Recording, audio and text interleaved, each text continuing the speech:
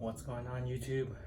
This is Angel here from Strengthisfirst, and I'd like to talk about how should you tackle on your training if you have a knee injury. By knee injury, I mean it is causing you pain whenever you perform the squat or deadlift, but you are still able to walk and run. You're just not able to do a full barbell squat or any of the deadlift variations.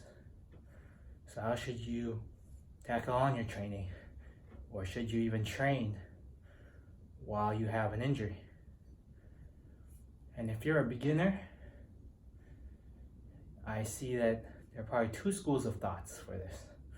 One, you rest up, you don't do any sort of weightlifting, and you take a very conservative approach.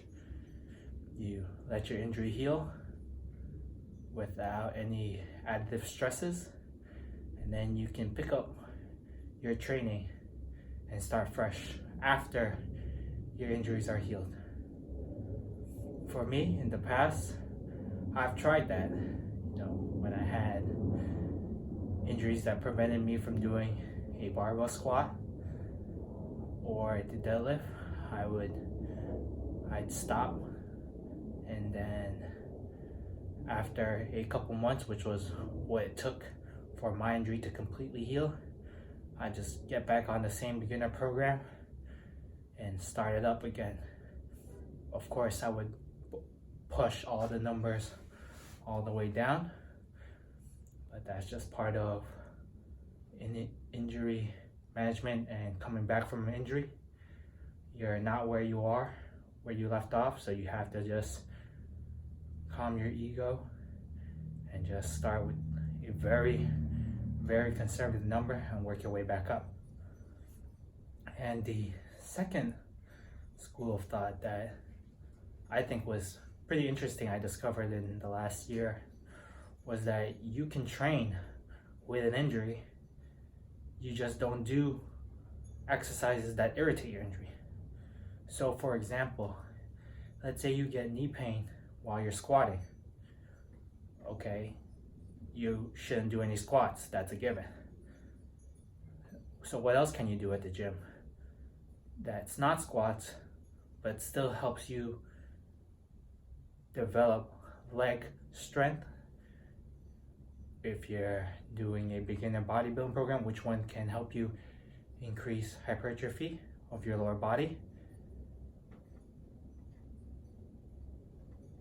There's just way too many choices you can choose from. Can you do a box squat? Do you want to do a box squat?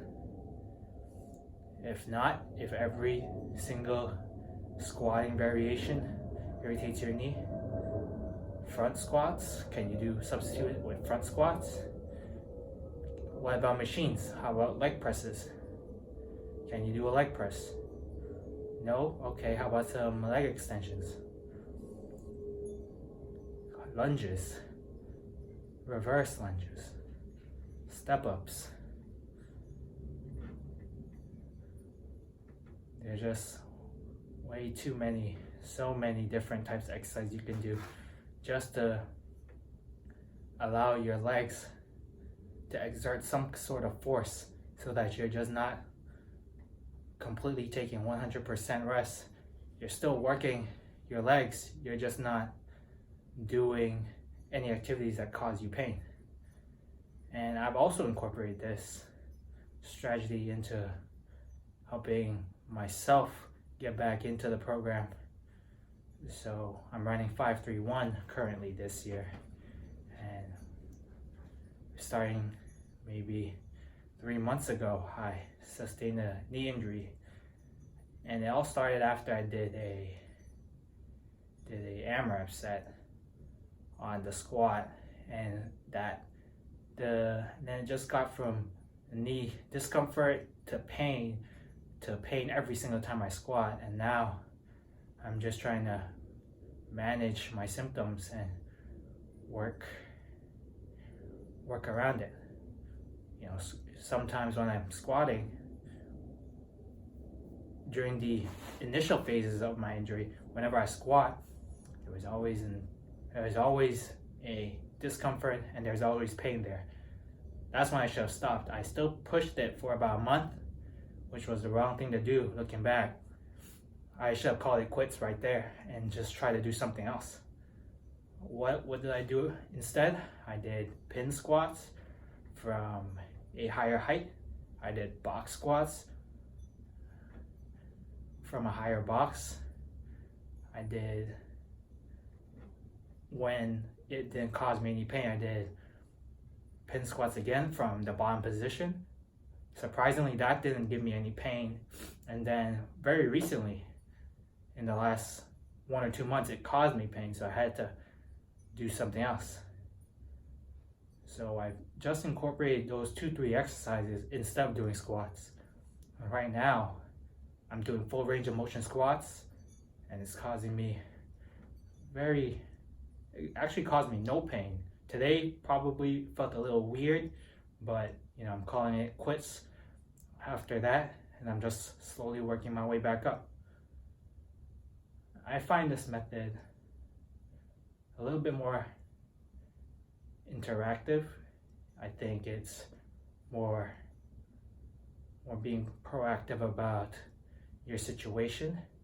It makes you the decision maker in this process. You're not taking a passive approach and, you know, throwing your hands up in the air, blaming the lifting gods for your misfortune. No, you gotta, whatever happened in the past, and right now if you can't do a certain exercise, you have to find something else. Training will not stop. Even if you have to deload all the way to the bar just to feel out the ranges of motion of the exercise, that's still something. You know, you have to work your way around the injury, and regaining full range of motion is a big step. If you weren't able to do any squats when you had the injury, and then now you're able to do full range of motion squats with an empty barbell, that's improvement. And next week, depending on what program you're doing, you add a little bit more weight. Follow the rep scheme.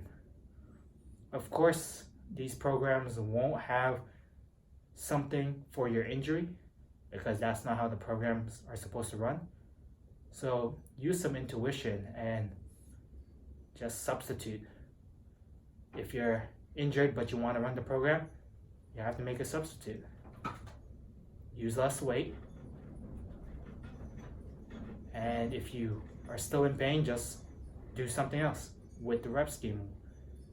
Find some way to make a 1% improvement, because you'll find that, you know, a couple months while you're rehabbing this injury, while you're still maintaining or even gaining strength in a different regard, you'll find that, man, I've been doing so much hard work. Now that this injury is healed, it felt like you don't need as much time to recover from the injury to get back to where you left off. You just need maybe a couple weeks of solid training, and you find that you're up to par and maybe even a little stronger than you were where you left off.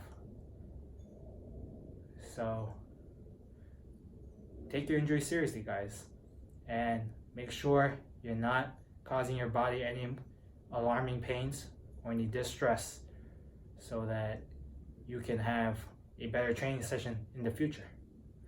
So I hope this helps, guys. I'll talk to you guys on the next video.